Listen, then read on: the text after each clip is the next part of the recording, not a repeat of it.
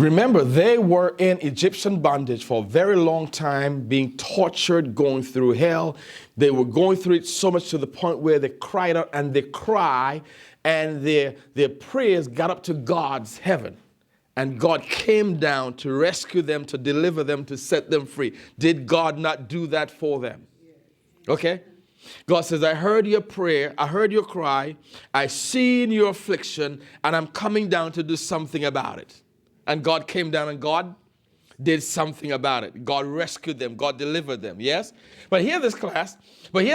Now they have been delivered, rescued, living a life of freedom, living the good life. Okay? As we all do, our nature is always to get back in our old, set, stupid ways. Come on, class. Don't let Odie alone raise his hand. You know you are guilty too, in the first degree.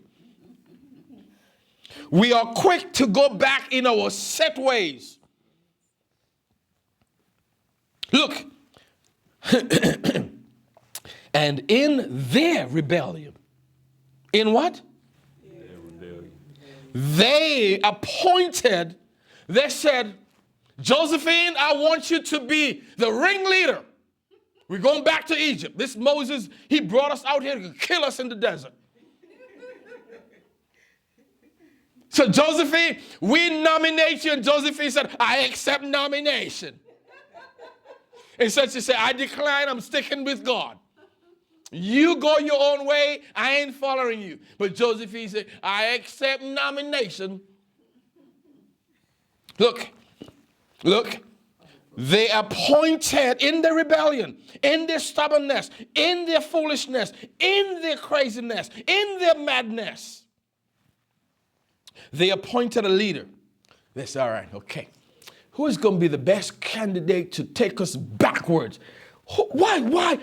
You tell me you got time to find somebody who is strong enough to lead you backwards instead of forward? You gotta be, hear this, you gotta, don't forgive me in advance, you gotta be out of your cotton picking mind. Come on, class, you gotta be out of your, come on, let's say it loud and strong, you gotta be out of your cotton picking mind. Huh? To vote for somebody who take you where? Backwards instead of? Forward. Can somebody forward ever, backward? Never. Look, in their rebellion, they appointed a leader to return. Look where they're going back to, Josephine. Going back to where? Their bondage. Why? Why are you going back to poverty? Why are you going back to struggling? Why are you going back to that man who used to beat you? Why are you going back to the lady who body slammed you? Why? You think only men beat women? Women can beat down a man like a bulldog. Hey, can I give you a story? Can I give you a story real quick and we shut it down? I'll tell you any which whether you like it or not. I remember when I was going through my divorce, before my divorce, my sweet loving wife was acting a clown, and one day I'm going through the house and she's trying to get my attention. I'm just being the nice pastor because I don't want to get arrested. I don't want to go on CNN because I'm a pastor, and I'm just ignoring the lady because I know better. I know the law. Don't just ignore, walk away. Amen. Don't flex on me. I can just duck and I can just put her on the floor, but I'm walking away. I'm being a good man. And the lady's following me around the house. And she's pushing me.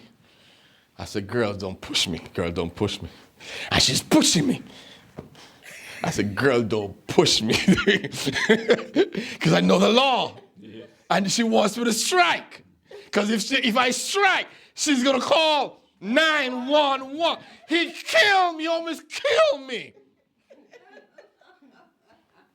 So I let her push me against the wall. I let her push me in the hallway. I just act like I can't fight. But on the inside, I said, girl, I will break your neck. I didn't say, but inside, the old Odie on the inside said, girl, I will break your neck. And tell somebody you fell. I didn't do it to you. You just stumble and accidentally break your neck. But because I know the law and I know CNN is alive, I allowed her to push me. And she pushed me against the wall. And she some people push you to the edge. And she was trying to. But the good man I am, because I know jail, I'm allergic to jail. And I ain't going. Nobody's going to make me go to. So I keep my cool and I keep my calm. And I let her push me around the house until she got tired and gave up. Look what this says. They appointed a leader to return to what? Bondage. To return where? Why are you going backwards? That's the same Egypt you cried out to God to deliver you from. Why you going to take time to select a leader to take you back there? Look at this, and I close. Look at this.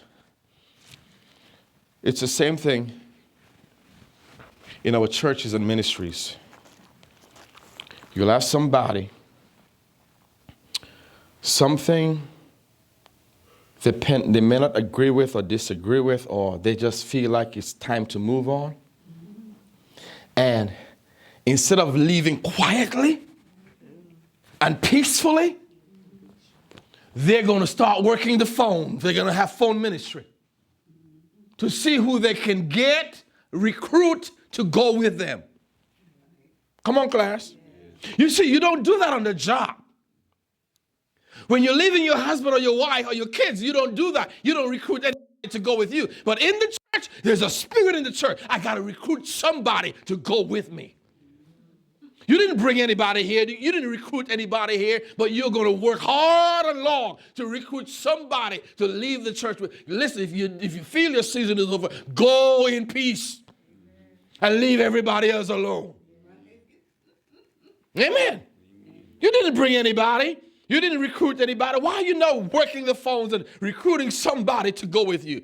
Huh? Why we always have that selfish spirit in the church?